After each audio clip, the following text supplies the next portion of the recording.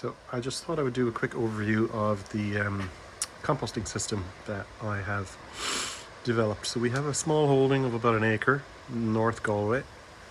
We breed pygmy goats and we have chickens, and we've had lots of animals over the years, but we've settled on the pygmy goats now.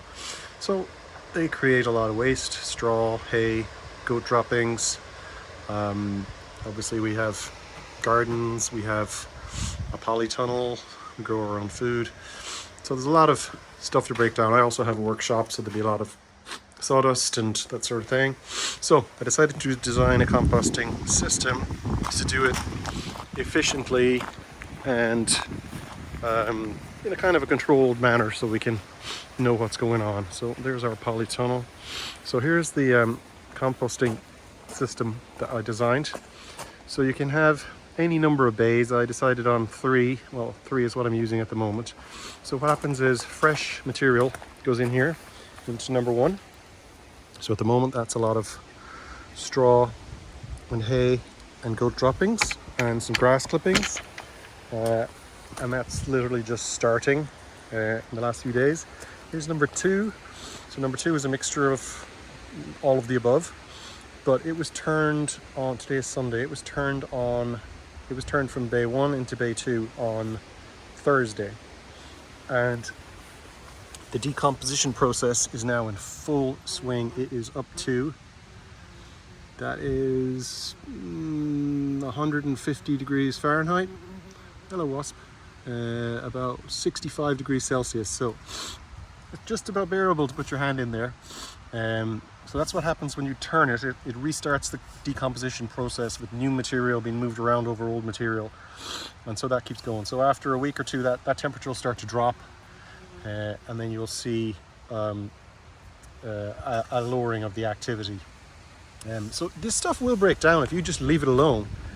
If you just have one big bay and leave it there from autumn until springtime, it will break down. But if you have more material and you need to pass it through more quickly, you need some kind of a system to keep the decomposition process going.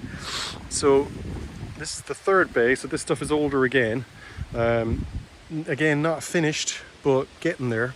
And you can see how most of the material is just not recognizable. There's a bit of sheep's wool in there that we threw in at the bottom, but it's not particularly recognizable. It's now just brown and breaking down. Quite a bit of grass in there, you know. But if you dig down into that again, it'll just get warmer. The deeper you dig, it'll get warmer and warmer and warmer.